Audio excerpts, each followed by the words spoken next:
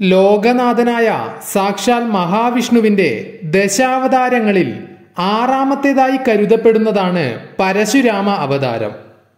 സോമവംശത്തിൽ പിറന്ന ഒരു രാജാവായിരുന്നു ഗാദി. അദ്ദേഹത്തിന് സത്യവതി എന്നു പേരുള്ള അതീവ സുന്ദരിയായ ഒരു പുത്രിയുണ്ടായിരുന്നു.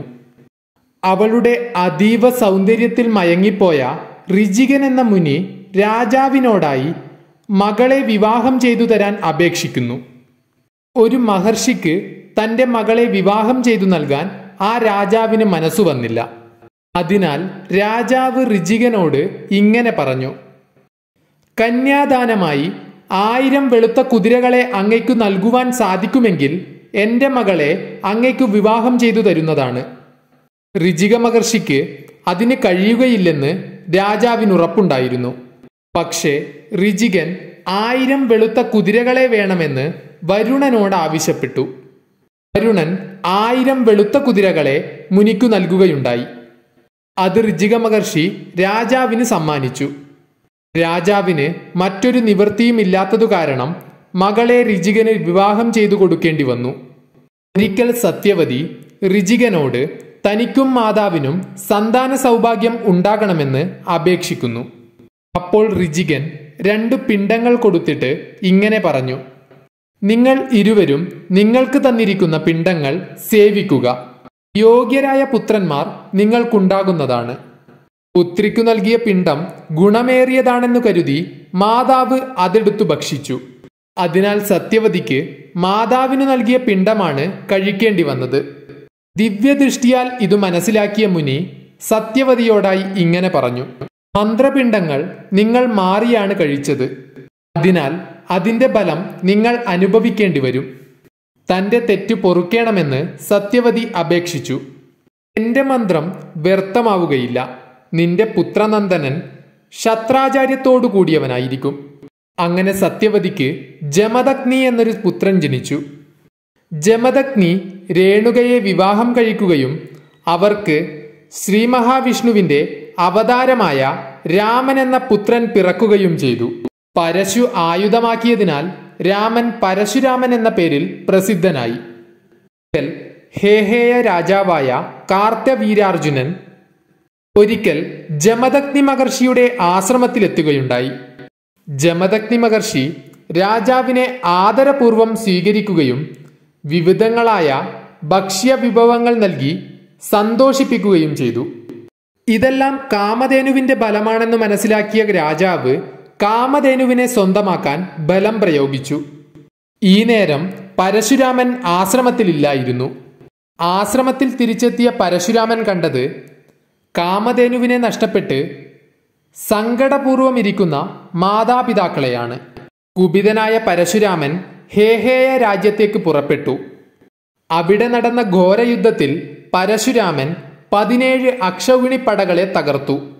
ഇത് കണ്ട് കാർത്യവീര്യാർജുനൻ സ്വയം യുദ്ധത്തിനിറങ്ങുകയും അദ്ദേഹത്തെ പരശുരാമൻ വധിക്കുകയും ചെയ്തു. ശേഷിച്ച സൈന്യത്തെ കൂടി വകവരുത്തിയ പരശുരാമൻ കാമധേനുവിനെ തിരിച്ചു കൊണ്ടുവന്നു. കാര്യങ്ങളെല്ലാം മനസ്സിലാക്കിയ ജമദഗ്നി മഹർഷി പുത്രനോടായി ഇങ്ങനെ പറഞ്ഞു: ഭൂപതിയെ കൊന്ന നിനക്ക് പാപമേറ്റിരിക്കുന്നു. അതിനാൽ നീ പ്രായശ്ചിത്തം ചെയ്യേണ്ടതുണ്ട്. പുണ്യതീർത്ഥങ്ങളിൽ സ്നാനം ചെയ്ത് പാപമകറ്റുക. അത് കേട്ട പരശുരാമൻ വിഷ്ണു ഭഗവാനെ സ്മരിച്ചുകൊണ്ട് തീർത്ഥങ്ങളിൽ സ്നാനം ചെയ്ത് ആശ്രമത്തിൽ തിരിച്ചെത്തി. ഒരിക്കൽ രേണുക മഹർഷിക്ക് ഹോമത്തിനാവശ്യമായ ജലമെടുക്കാൻ ഗംഗയിൽ ചെന്നിടെ ചിത്രധരൻ എന്നൊരു ഗന്ധർവൻ സുന്ദരിമാരോടൊത്ത് ജലക്രീഡ നടത്തുന്നത് കണ്ടു. അതിസുന്ദരനായിരുന്ന ചിത്രധരനെ അവൾ കുറെ നേരം നോക്കി നിന്നുപോയി. ഹോമത്തിന്റെ കാര്യം പെട്ടെന്ന് ഓർമ്മ വന്നപ്പോൾ അവൾ ജലമെടുത്ത് തിരികെ പോയി. ഇതു മനസ്സിലാക്കിയ ജമദഗ്നി മഹർഷി പുത്രന്മാരോട് മാതാവിനെ വധിക്കുവാൻ ആവശ്യപ്പെട്ടു. ആരും തന്നെ മാതാവിനെ വധിക്കാൻ തയ്യാറായില്ല. അപ്പോൾ ജമദഗ്നി മഹർഷി പരശുരാമനോട് മാതാവിനെയും അനുസരണയില്ലാത്ത സഹോദരങ്ങളെയും വധിക്കുവാൻ ആജ്ഞാപിച്ചു. പിതാവിന്റെ ആജ്ഞയനുസരിച്ച് മാതാവിനെയും സഹോദരങ്ങളെയും തൽക്ഷണം പരശുരാമൻ വധിക്കുകയുണ്ടായി. പരശുരാമന്റെ അനുസരണശീലത്തിൽ സംപ്രീതനായ ജമദഗ്നി മഹർഷി ഇഷ്ടവരം ചോദിക്കുവാൻ പരശുരാമനോട് ആവശ്യപ്പെട്ടു.